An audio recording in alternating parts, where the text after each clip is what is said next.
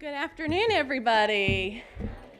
I don't know how I got to be the lucky one to follow that act, but I feel like my straw was a little shorter when they picked it out of the hat. What a fantastic job.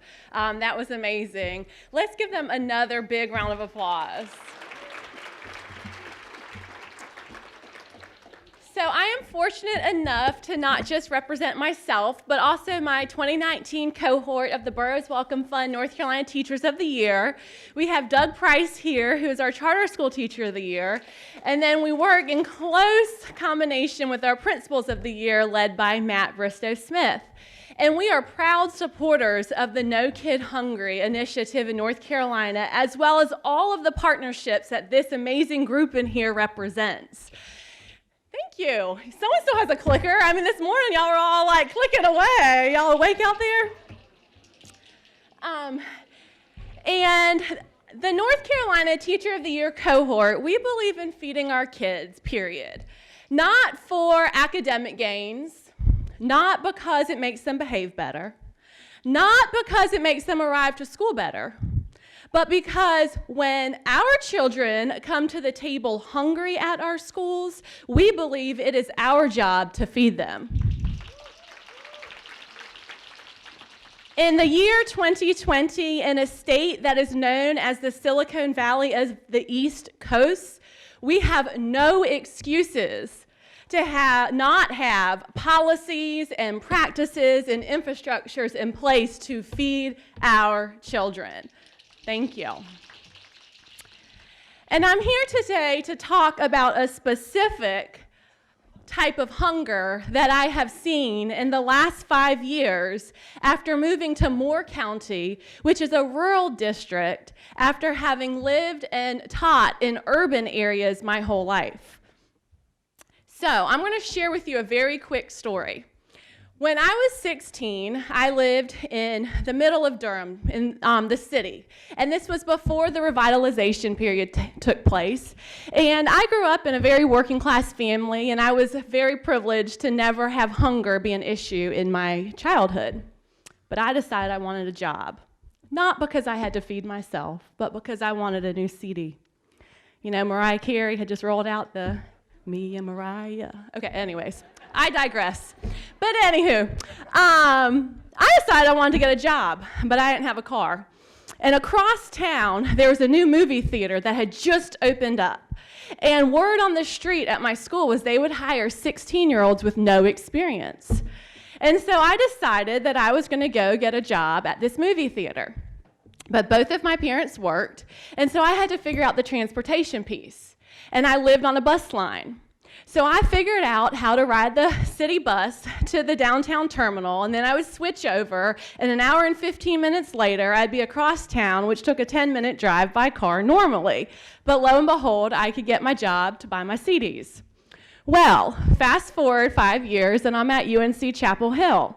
And some of my friends caught hold of this story. And most of my friends came from a more privileged background where they started telling the story about how Mariah used to ride the city bus all around Durham to work. And wow, didn't she have all this grit and personality that she would do that by herself? And I was like, yeah, I'm pretty tough. I got this. And I thought that it represented this place of being able to show that I was not from this place of privilege and what a story I had. Well, flash forward 10 more years, I moved to Moore County. And about 6 months into teaching at a Title I rural school, I start to understand rural poverty and how different it is than urban poverty. Because you see, we have no bus lines. And we have major barriers that have to do with rural isolation and transportation. And all of a sudden, that story of Mariah riding the city bus across Durham became a story of privilege and of potential and a window into what I could do with my life if I wanted to because of access and opportunity. And I started, thank you. And I started seeing my students and their parents had no option to catch the city bus. And when they were hungry, many of them lived in what are known as food deserts of North Carolina. And so let's see if we could fast forward to the next slide. Next slide. Next slide, sorry. You can check out the food deserts in the tan color. See if there are any in your areas. And a food desert is defined as an area that has no supermarket within a mile radius of the location. And many of our babies in our rural areas are going home to food deserts. And they're going home to areas where they're not able to catch the city bus if they want to try to make money for their family. Or they're not able to walk to the corner store, as my friends and I did, when they wanted to buy a bottle of soda and their parents wouldn't get it for them. They don't have that opportunity.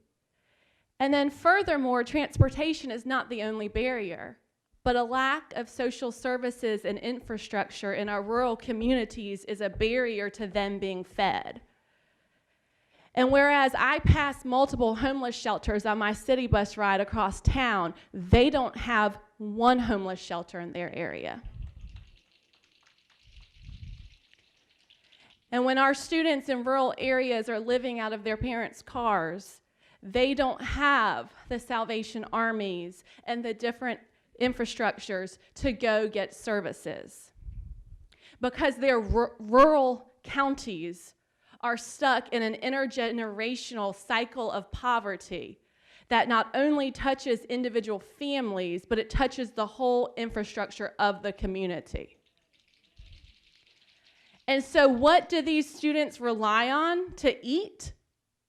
Our schools.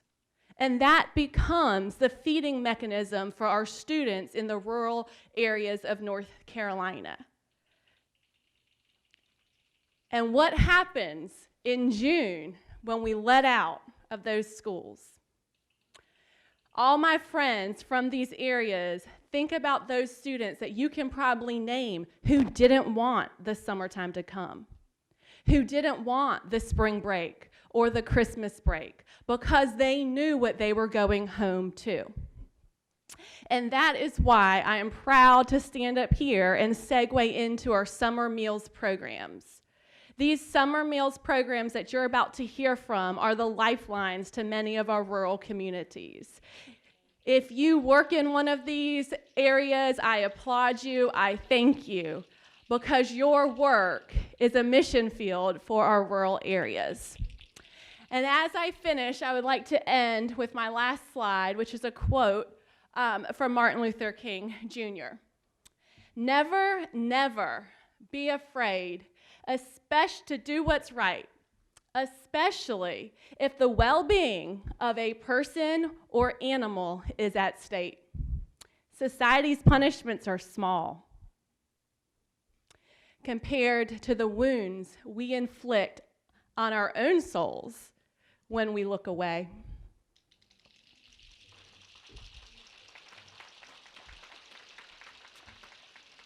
So in 2020, I encourage us to stand behind the policies and the people who will do what is right, not because of any punishment that might come from the outside, but because they recognize that when our children are hungry, we will feed them. Thank you.